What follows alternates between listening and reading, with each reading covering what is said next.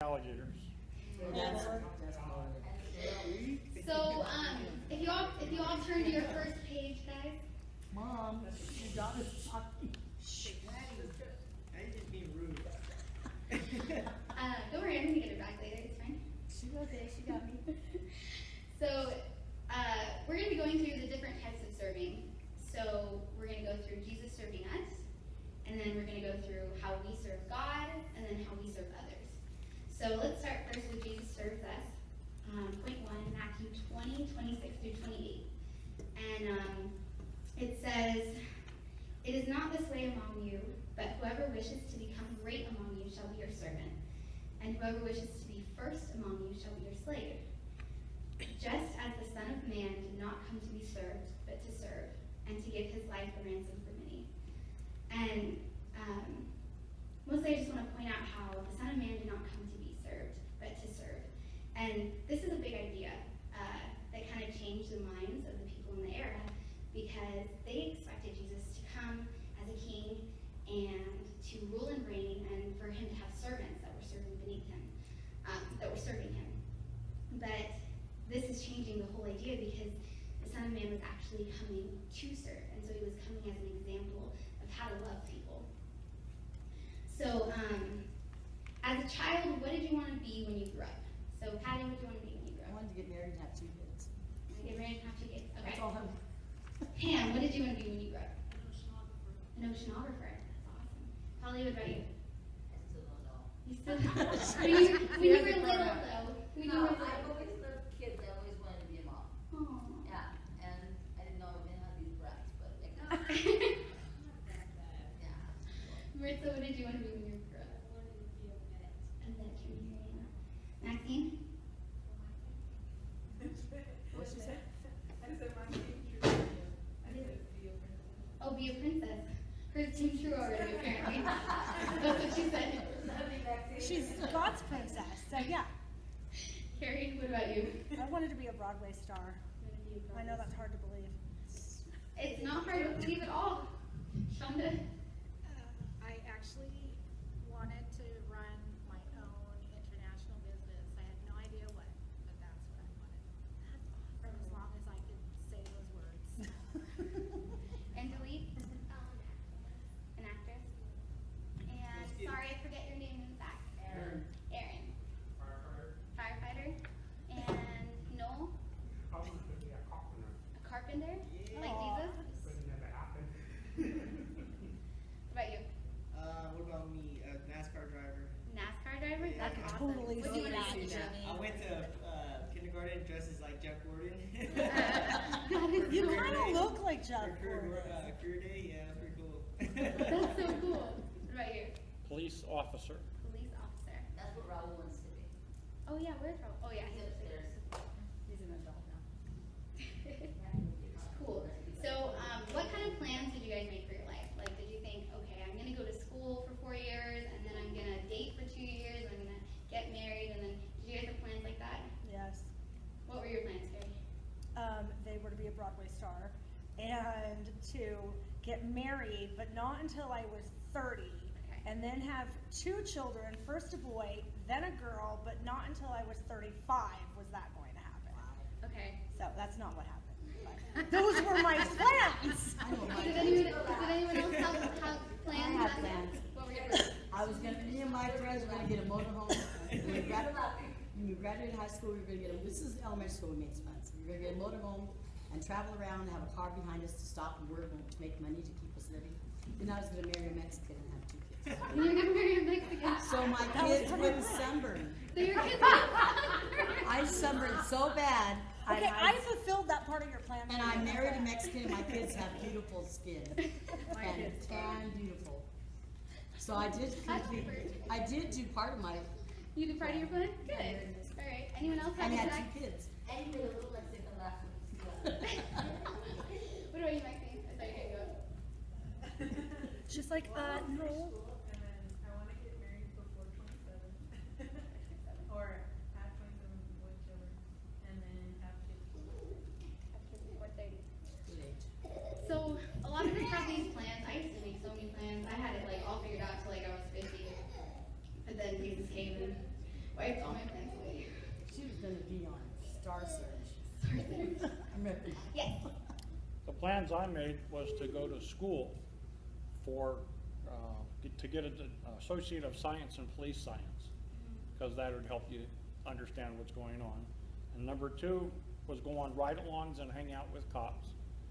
And number 3, I had to lose my sociopathic friends, because they Yeah, that's didn't not fit. They I got wouldn't, to. besides what I was going for, they didn't really want any part of, so I just couldn't hang with them. So we make all of these plans, and if you look at, I was going to say number C. If you look at letter C, it says, scientists say that humans' worst fear is the fear of running out of time. And it's kind of interesting because the thing that separates us from other animals is that we actually have a sense of time. The dogs don't go around like, oh, you know, I'm going to sit on the couch for another 5 minutes, and then I guess I'm going to go eat some grub, and then I'm going to go wait for my owner to come back for 3 hours at the door.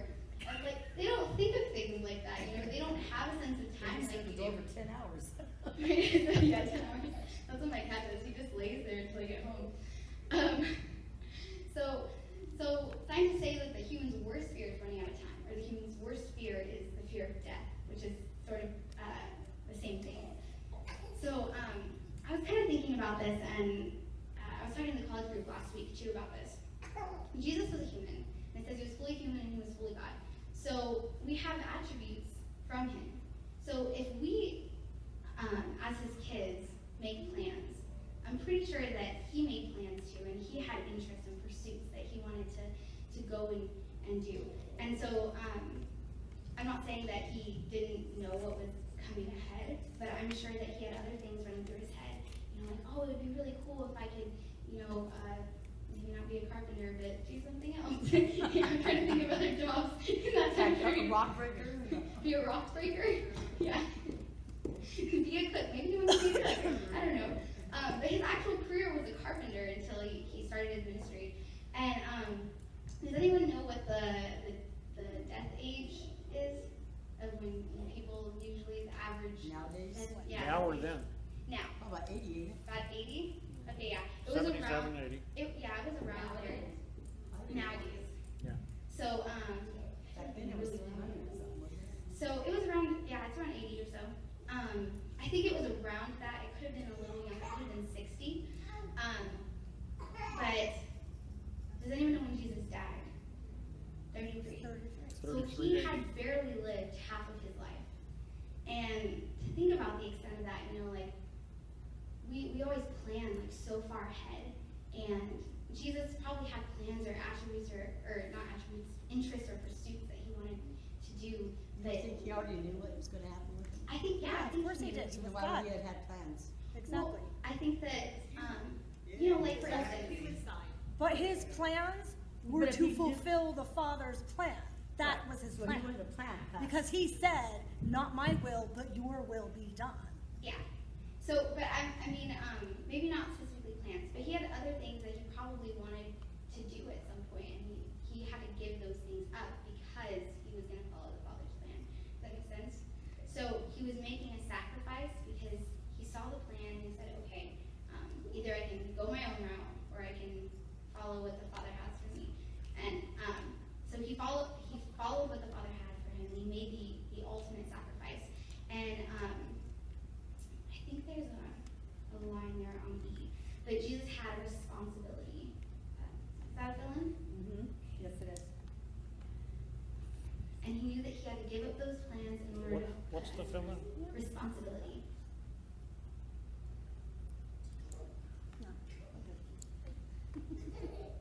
And then F was he made the ultimate sacrifice. He sacrificed his life and the time he had on earth. He put all of his wants aside.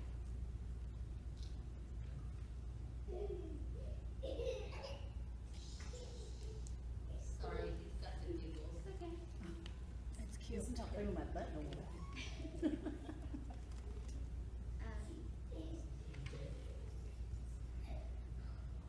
I want to think about that for a second because I couldn't imagine right now being like, oh, I only have 10 more more years left in my life.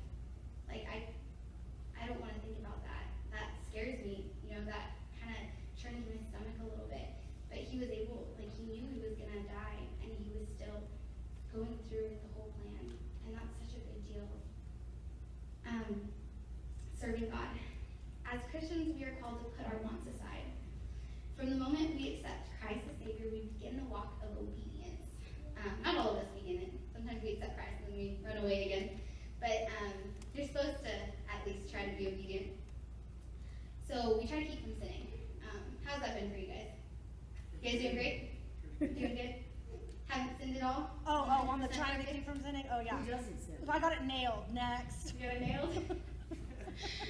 Yeah, it's hard. It's really hard not to sin. And, like it says, it can be humiliating to stand up for what you believe in. I was actually driving home, and I was coming into my apartment complex, and there was a bunch of people all around my, kind of just like all around it in the parking lot. And I had my car on blast, like Christian music, and it was screaming like Jesus. And I was like, crap. And like, you know how you can hear music outside of a car? So I was like turning it all the way down on mute, like. You want them to hear it? What's up, guys? Like, driving through. Sometimes it's really hard. Like, sometimes it can be embarrassing. And yeah, I'm a Christian, but sometimes it's like, oh, I want to act cool. I don't know if I want people to know I'm a Christian. Seriously? I do that at work. Sometimes. And then I have to like refocus. Like, wait a second. Doesn't matter what their approval is. And so it can be hard. So Romans 8:18. I consider that our present sufferings are not worth comparing with the glory that will be revealed in us. And there's so many verses all throughout Scripture. I mean, I was looking through so many different encouraging verses about suffering. And so it's very clear. The Bible does not make Christian life sound like, you know, a pie, a cherry pie or something. It's very clear that being a Christian is really hard. So what's the good part of being a Christian? I'm saved. I'm going to heaven. Saved, you're going to heaven. Yep, going to heaven. Joy, Fellowship with God. fellowship with God. That's a big one. You have someone there. Yep, hope. Hope. Anything else? Start again. Yep. One of the biggest things, I think, or one of the best things about being a Christian is that God reached out to us first. And he puts his hand out there and he's just waiting for us to grab it. He loved us first. So, what does that mean for us? The way that we serve God is by loving him back. And it seems really easy. There are some easy things to it, and there's some really hard things. Some of the harder things are trying to make time. But how many of you guys have ever been in a relationship? I think most of us, right? So have you ever, dated someone and just been like, hey, okay, we're dating now? Cool, I'll see you in a year. And then you don't see them, you don't talk to them, and then you come back a year later and you're like, wait, we're not dating anymore? I thought we were cool, no? Has that ever happened to you guys? Okay, so we all agree relationships take work. Relationship no more. It's true. I walked away for 4 weeks. No. Seriously? No. Because I could totally see you doing that. No. I've learned. Just kidding. Are you serious? No, I'm not serious. Okay. I've never done that. That's awful. I'm actually quite the opposite. I'm a little bit more clingy than not. But so basically we all agree, it takes time. You're not just gonna never talk to the person. Yeah. To put it in its proper perspective, our friends in the military do that, what you just mentioned, all the time. Go Sometimes away. for more than a year. That's true. That's really true. And hopefully some of them try to stay in contact with their loved ones if they're in an area where they can send mail or phone calls. But some unfortunately can't always do that depending on what area they're in. But we have this ability to talk to God. And so we can't just expect things like, okay, God, I really need this, but I haven't prayed to you in 2 years.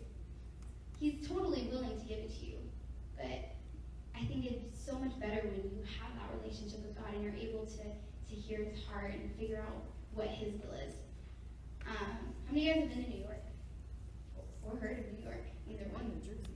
Okay, so we were like, hail the cab. Step off the sidewalk, hail the cab. And then you just like get in the car and you're like, okay, driver, take me to 34th Street. And so, you know, you expect him to take you to 34th Street. But what if he took you to like a dark alley or something? That's a little scary, right? So you never know. You never know with cabs. But when we go to New York, normally, you know, we get in the cab, we ask him to take us to this address, and we expect that he's going to take us there, right? But we've never met him before. He's a complete stranger. Yeah, that's a good show. But God's met us, and he's known us our whole life. And it's so hard still to put our trust in him. I think one of the best ways that we can serve God is by putting our trust in him, and by loving him, and by spending time with him. Those are all ways to serve God, to wait on him. Is that the fill-in? I'm so sorry. Is there a fill in there? It was love. That one was Oh, love. that was love. It didn't print the highlighter that I put on this sheet, so I don't know where the fill-ins are. There's no more until serving others. Okay, good. So, let's see really quickly. This is that. Okay, so serving others. So after we've spent time with God, we can it just kind of flows out usually. So the more you spend time with God, the more you can hear his heart and feel what he feels for other people. So maybe Maxine's like really making me mad. And I'm just like, Maxine, I can't feel with you right now. You're just annoying me so much. And then take a second, step back, and be like, okay, God, let me feel your heart for her. And then it's completely different because my heart may be bitter towards her, but God's heart is fully love towards her. So when we ask God to give us a heart for someone, he's going to give it to us. And now I'm not as annoyed because I understand where she's coming from. And I feel just complete love and joy over her. So, okay. Matthew 22:39-40, or 39 through 40. The second is like it. So we talked about the first commandment. Now the second commandment. You shall love your neighbor as yourself. On these two commandments depend the whole law and the prophets. So I've gotten 6 ways to serve others. And these are some practical ways you guys can use in your own daily life. The first way is to invest in other people. We are on page 2, under serving others. Bullet point 2, letter A, invest in other people. You guys all have pens? Okay. So, what does this mean? Maxine, how do you invest in other people around you? Spend time with them. What do you spend time doing? Go hang out, shopping, Starbucks. Yeah, Jen loves those Starbucks dates. So these are ways that you can invest in other people. And it doesn't matter, you know, if you're just talking about the personal life or if you talk about God. As you continue to invest in them, it's better to start, you know, actually talking about God and talking about relative topics, the Bible, asking them how they're doing in their life. Sometimes investing in other people can also lead to an accountability type relationship where you're kind of keeping them accountable, maybe from sinning, or maybe keeping them accountable to like reading the Bible or praying a certain amount of times a week. So one of the ways that we can invest in other people is to pray for people. I think that's there. And Mom, I believe you had an example.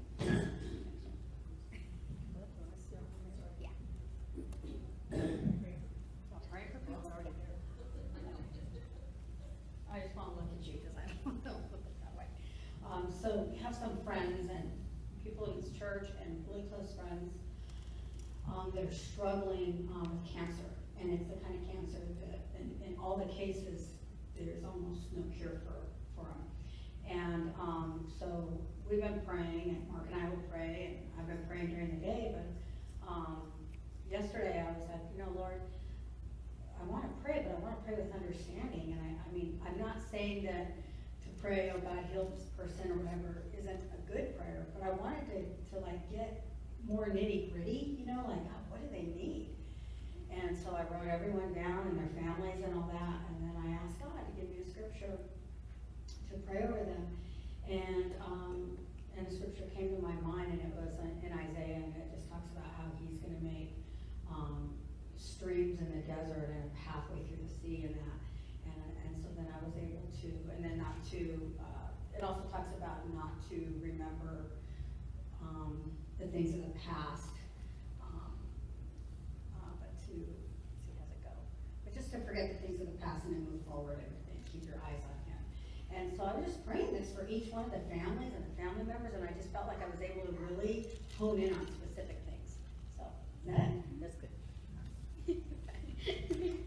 So that's another way that you can invest in people. You don't even have to talk to them. I know Patty doesn't like to talk to people at all. So, so you don't even have to talk to them. You can just pray for them. If you know someone's going through something hard, just pray for them. And ask God for wisdom too on different things that you can pray for them. Okay, next, B, offer help where it is needed. So this is super easy. How many of you guys signed up for VBS? Yes, awesome.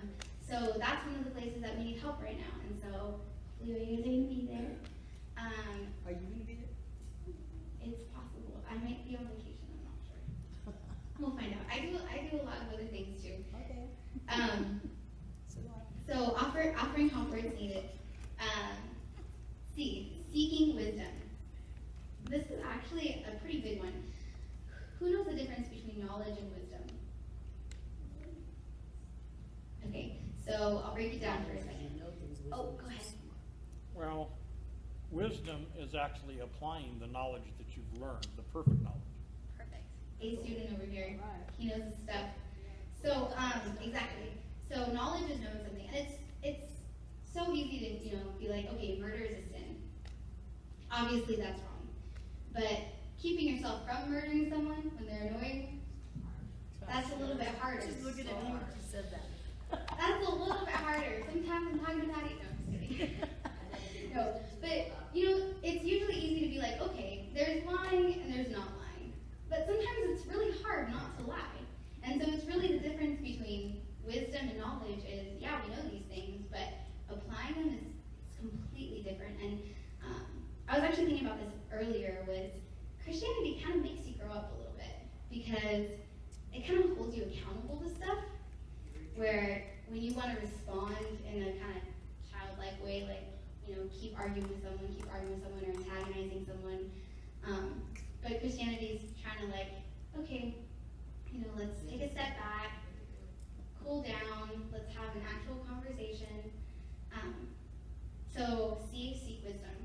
D, practice hospitality. How many of you guys heard about the terrorist attack that happened in Florida a few days ago?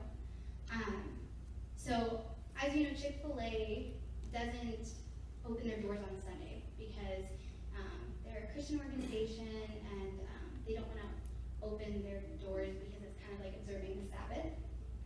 And so what they did is they opened their doors, a couple of the chains, they opened their doors and they served all of the people that were helped or hindered by the terrorist attack. So the firefighters that were helping, or the policemen or SWAT team that was helping, they could come in and get food all day, and they were there literally for hours. And they opened the doors and just called in as many employees as possible, and were trying to get as many people fed as possible. And so this was a way that they practiced hospitality, because they're a huge corporation. They don't need to open their doors. Yeah. I have a burning question. Burning question, yes. I did that homework last week and I made out the chart. And on every one of the attributes, the 16 attributes of the personality profile. Oh, this for Rick. Well, this question, maybe you can answer it right now. Okay. All of them were above 14 except one. Okay. And that was hospitality. I scored a 6. So I have a question That means before that's we, not your spiritual gift. before we go on. I know that's not my spiritual gift. Now the top 3 were giving, mercy, and service helps. And then everybody else was sort of in between, which was pretty good. But I've taken this before and I've found 2 schools of thought, and I want to know which one is accurate. The one of them, school of thought, was that the top 3 that you're good at, or that's who you are, you focus on those and you don't worry about the bottom ones. The other thought is you do a little bit less with the top ones because you're already there, and you try to build on the bottom ones. And I think I've taken this test probably 7 or 8 times, and I've gotten 2 schools of thought. What's the right application of the information we have from what we got last week? Is it use your strengths, but don't try to come up with something you're bad at, because you're gonna hurt yourself. This is just telling you your I strengths. think it's These are really, spiritual gifts, and this is different. It's just telling you what your strengths were. yeah, so I think it's, Well, right it's here, really up to you're you. saying to practice hospitality, and I'm thinking if I do that, I might choke and stumble, because Okay, but I know I'm gonna fail. I think God realizes that, well, not even I think he realizes, God knows what he's given each one of us, and he knows that some of us are gonna be stronger in some areas than others. I don't think God expects us to perform the same across every board, but Okay. Well, then what would be the I point of think, having different members do different things? Yeah, so I think everybody taking the gets everybody spiritual gift test is really good because you can kind of see where you're at. And in different parts of your life, there can be different gifts that you're good at. I know one time I took it and I was really good at like teaching, what was it? Teaching, compassion, and serving or something. And then the next time I took it and it was 3 completely different things. 'Cause your So mind is sometimes, different. Well, yeah, so sometimes it's different depending on what season of your life you're in. yes, Depending on But- what gift God has given at that moment. yes. But I think also, just generally speaking as a Christian, or just as a human being, we always want to be working on ourselves and trying to, work on some of our weaknesses. So I think it's good too, because then it shows you, okay, maybe I'm not really good at hospitality right now. Maybe I want to try to be more hospitable. What are some things that I can do to be more hospitable? And it's making an effort, because people see that too.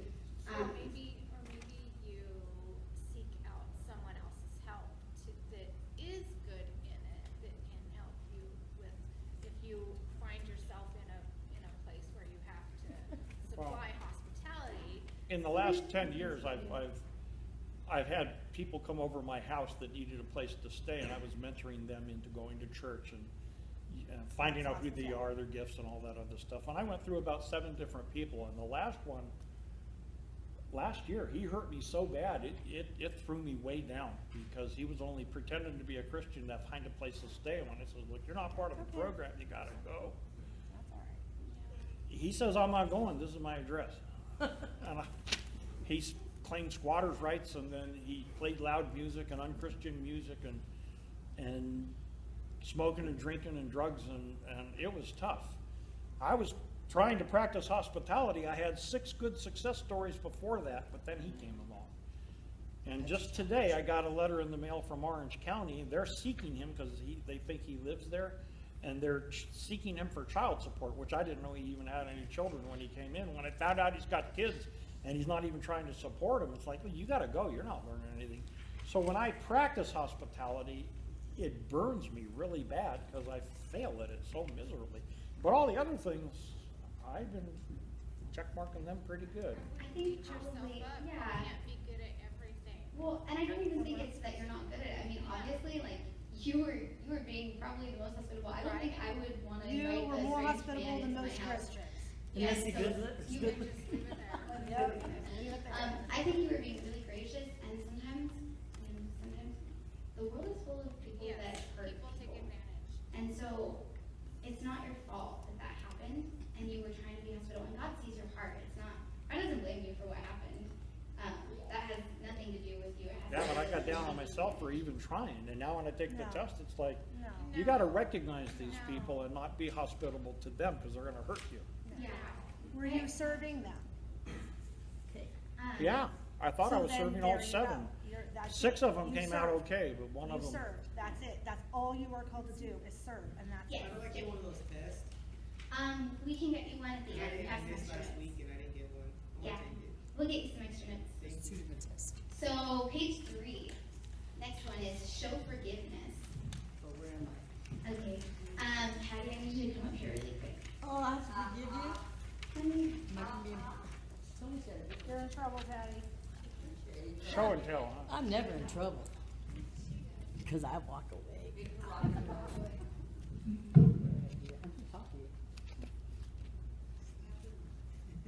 heard that.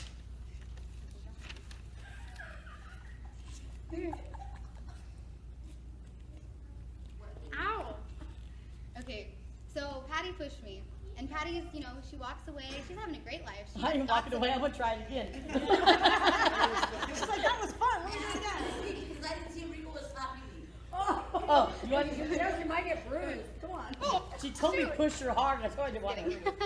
Just kidding. Okay, so, and, you know, she just got some aggression out, so she's feeling great about her life. Oh, Go ahead, yeah. keep it down. Can I do it again? So she's rocking and rolling. She's feeling great. And I'm over here on the floor like, what the heck did she just do? Oh, no, she don't know me. I would have helped you back up afterwards. Huh? I heard somebody not helping back up. So she pushes me and she walks away. Her life is great. And I'm sitting here all bitter, like, really? She just pushed me? And now I'm starting to get into like this mindset, like, oh, Wait till I I should have see. said this. I should have just pushed her back, you know? And you kind of get down on yourself. Maybe it was something more serious. It doesn't have to be, you know, just a little love push. I know that. Jealous. But like I'm over here, you know, just like getting all mad and like peed off. I can't say that technically, I think. Teed off. TikTok. Ticked off. That was the word. I was trying to look for a better reason. Teed off. Teed off. Either one. So I'm getting all mad, and then she's having a great life, and then I'm getting bitter, and then the more I see her, I kind of start avoiding her, like And then I talk to smile. her, or else I'm just And I gonna smile smack at her. people I know are mad at me. I like to smile at those people. And so I'm It's all right. I'm starting to get mad, and every time I see her, or every time I think of her, I just get this picture of her pushing me in my head, and I just get really upset. Maybe it's something else. Maybe someone's done something to you that just got you so messed up. But they're just walking through life like nothing happened. Maybe they don't even realize that they made you mad. So the logical explanation, instead of getting a bat and go hammering her, no, I'm just kidding. The logical explanation, or the logical solution, is to forgive her. Because in the end, I'm taller than her. yeah, that's the reason I'm scared. In the end, all it's doing is hindering me. All it's doing is making me mad, and she's totally fine. So forgiveness isn't, I mean, yeah, we love to forgive, or like it's good to forgive people for them too, but a lot of it is actually like releasing anger in your heart. And so it's really good to forgive. And actually, it's not just a Bible thing. If you look through actual like practical psychology and stuff, a lot of psychologists and psychiatrists, that's their solution, is to forgive people, and they walk their clients through that. So you know, it's a secular thing and a Christian thing. It's just practical in general. I forgive. So thank you. So I don't need to do anything though. You instigated the whole situation. You called me up there. So the next one is make space to worship God. This one's really easy. What makes space? Make space. Make space, or make time, whatever you feel. No, I like the concept of space. Make space. Because it's not just about time. It's Yeah. about, you know, space in your heart and in your mind. The last page. That's really good, Carrie. Which said, Carrie just said it's not about just making time, but it's about making space in your heart and making And space in your mind. So, so this one's really just practical. It's about making time. You know, it's the same thing that we were talking about earlier. When you're in a relationship, you're not just going to say goodbye for 4 weeks and then come back and be like, hey, how you doing? And expect the relationship to be okay. It's the same thing. You want to make space. You want to make time in your schedule. You want to make space in your heart and get your heart prepared for what God has for you. And it can be really easy, because I know that a lot of you have kids. Holly and Maritza and Patty and Carrie and Maxie. No, I'm just kidding. Yeah, Shonda. And my mom.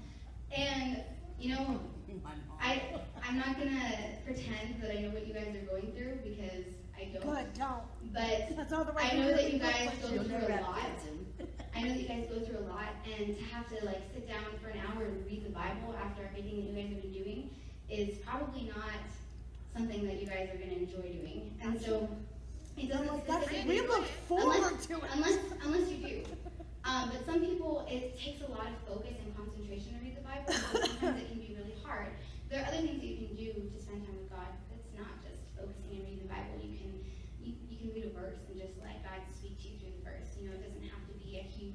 concentration thing. You can worship, put on some worship music, Yeah. and go to town. Exactly. There you go. All right. So I have an example really quick. Dad, if you want to drag that over. Huh?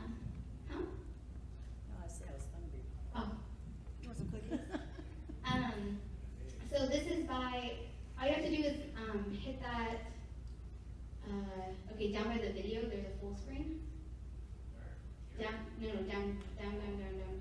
Down the The bottom? Down means down. Down. Right there, over to the right, a little bit, right there, full screen. Perfect, okay. Now press play. So this is, oh wait, before you press play. This is by Francis Chan, and he's one of my favorite speakers, and so he's going through this example called balance beam. Where's the song?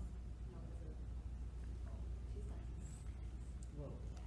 Off the team, whatever, you know, it's just, there's so much instability, so much that we don't understand, that we don't know. For me, growing up, it was, a lot of you guys know my mom died giving birth to me, and my dad remarried, then my stepmom died in a car accident when I was 9, then my dad got married again, then my dad died of cancer when I was 12, and so I'm in junior high, my mom's dead, my stepmom's dead, my dad's dead.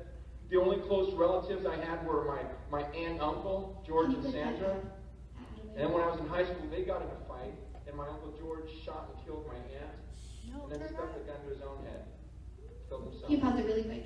So I'm 16 years old, and this is life to me going, man. Okay, just go back a little bit and click the ad away.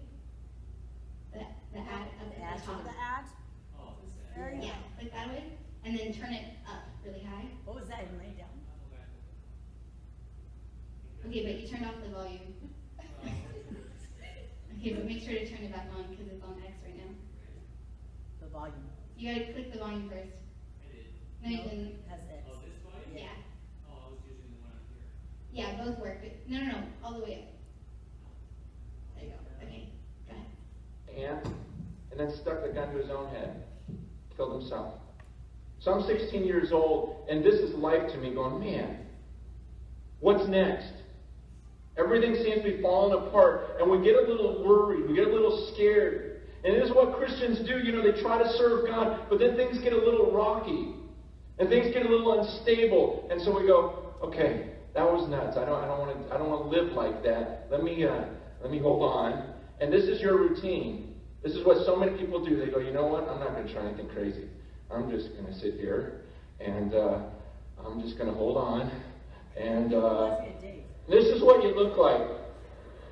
You just go, this is what people do. You know what? I'm just going to have my nice little family. We're just going to, we're just going to keep to ourselves. We're going to live in a gated community. I'm going to homeschool my kids, make them wear helmets everywhere. I'm going to, I'm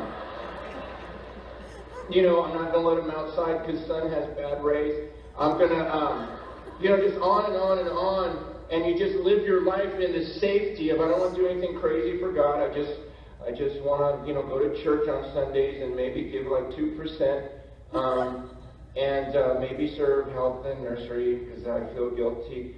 And then you do this your whole life, and then you go, your greatest prayer is like, God, you know what? I would love to die in my sleep and not even feel it, and then just go up to heaven. And so you want to die like this, just in your sleep, right in the middle of a dream, good dream, the dream you're going to heaven, and you don't even feel it, and then suddenly you wake up. You stand before the judge and you go. Now, if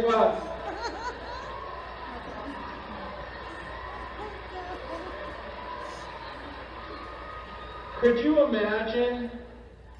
imagine watching the Olympics, and some girl does that, just gets up there, starts straddling the thing, and then steps off and goes. Good landing. What is the judge supposed to do on the card? Can't go lower than 0. You see, and to me, I go, man, that's the routine that so many Christians are headed for. That's the routine, the boring, I do nothing crazy because I don't want to fall.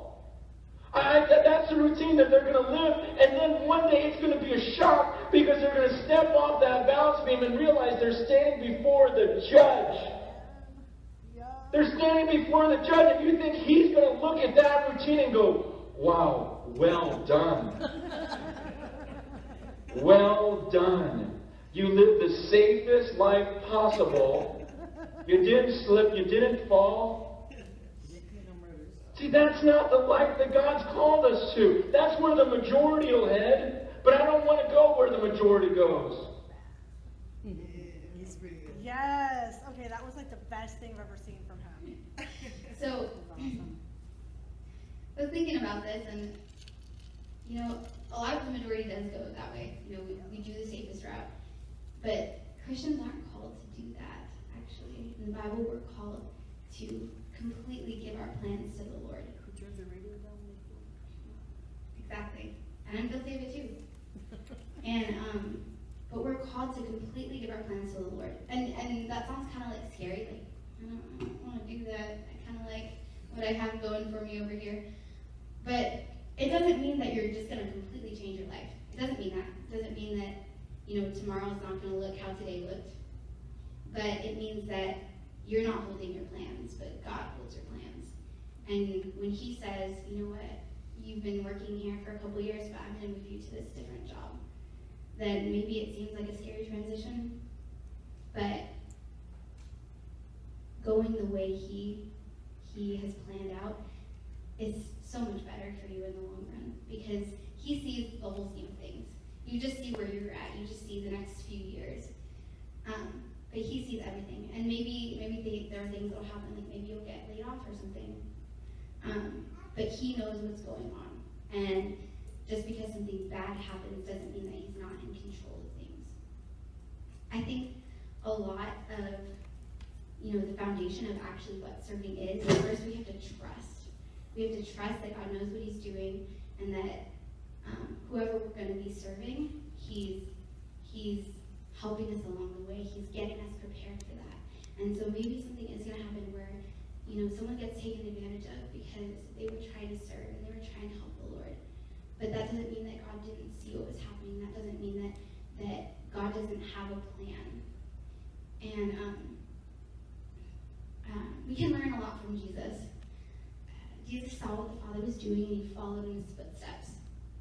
And it's really hard to see what someone's doing when you're like 2 or 3 miles behind.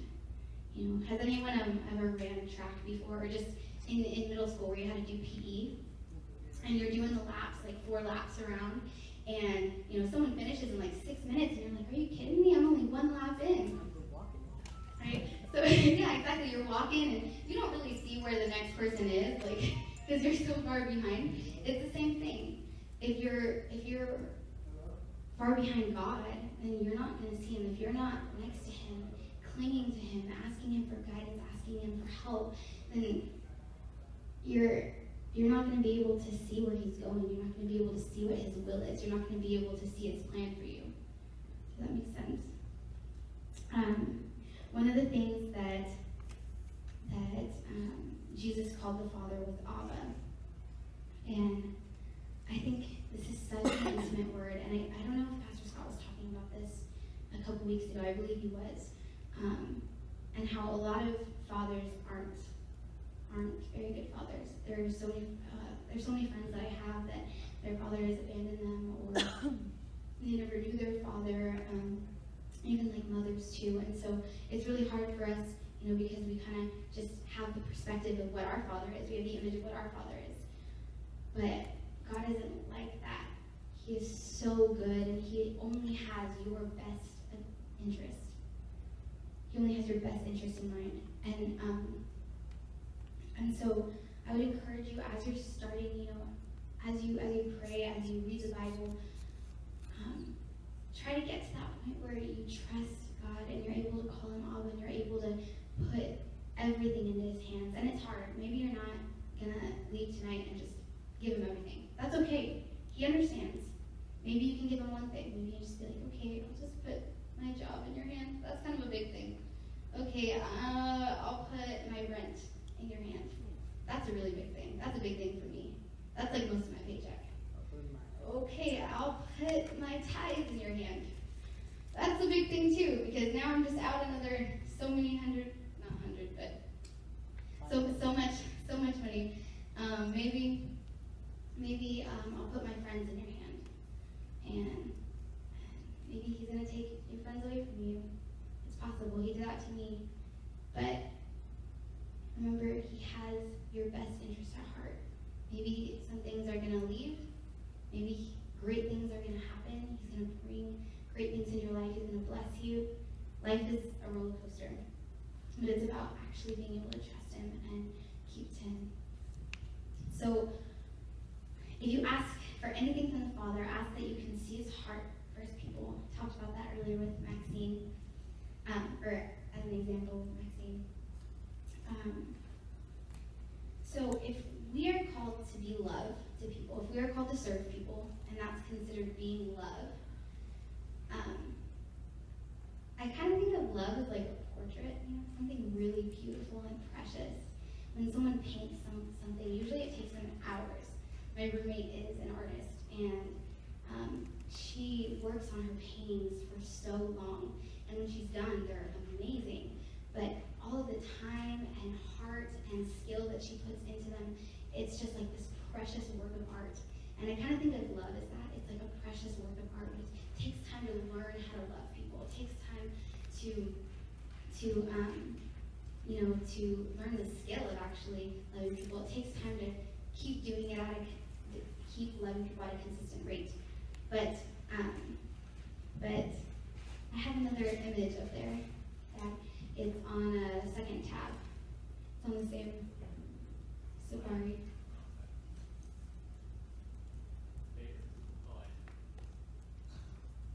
So I love looking at art, and one of my favorite movements is called Impressionism. And so Impressionism is a beautiful work of art, but I found some people that tried to copy Impressionism and just didn't do it justice. So if you want to drag later, drag it up.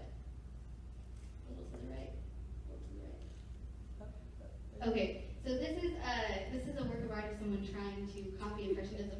And I don't know if you guys have seen any works of art, but this is not something that you would probably see in a museum. Not at the Getty. Not at the Getty. Maybe on paint by numbers. What is it? Paint by numbers. Paint by numbers? Oh yeah, paint by numbers. My These paint two by are numbers really comes good. out better than that. I do those. Does it? Okay, so this is someone trying. If you click up at one of the other images, you can see actual Impressionism. That one right there.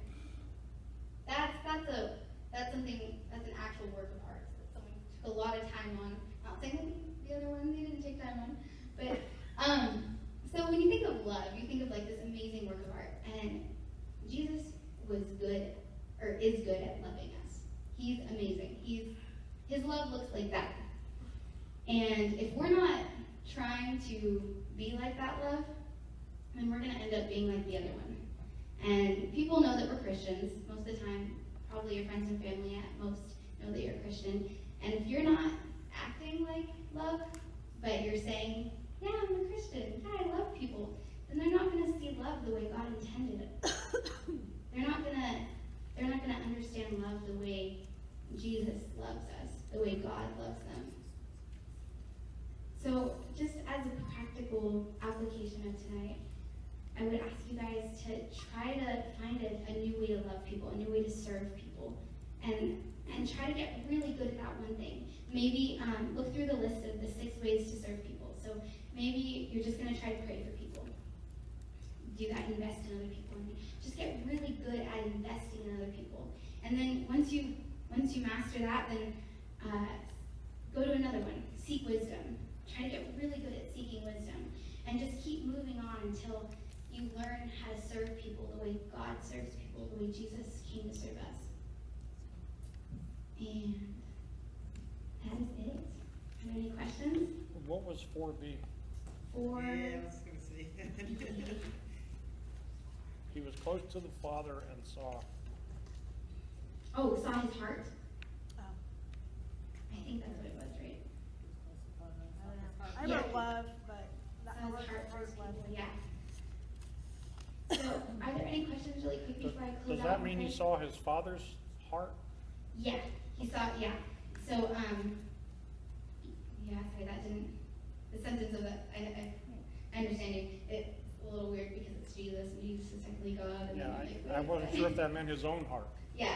Okay. Yeah. So, it's the same thing when we're loving people. We're asking God, okay, what is your heart for this person? And it totally changes the perspective, because then you're no longer thinking about what your heart is for the people, because your heart could be, a little irritated, but God's heart is fully love. Any other questions? Are we good? All right. Let me just close this out really quick.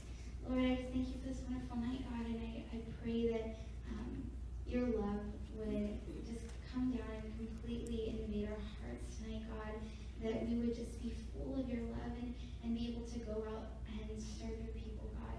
And I just thank you so much for all of these wonderful people, Lord, that are trying to seek you, God, and they're putting their faith and their trust in you, God, and I would just pray that their faith would be multiplied, God, that they would be so strong, Lord, that their boldness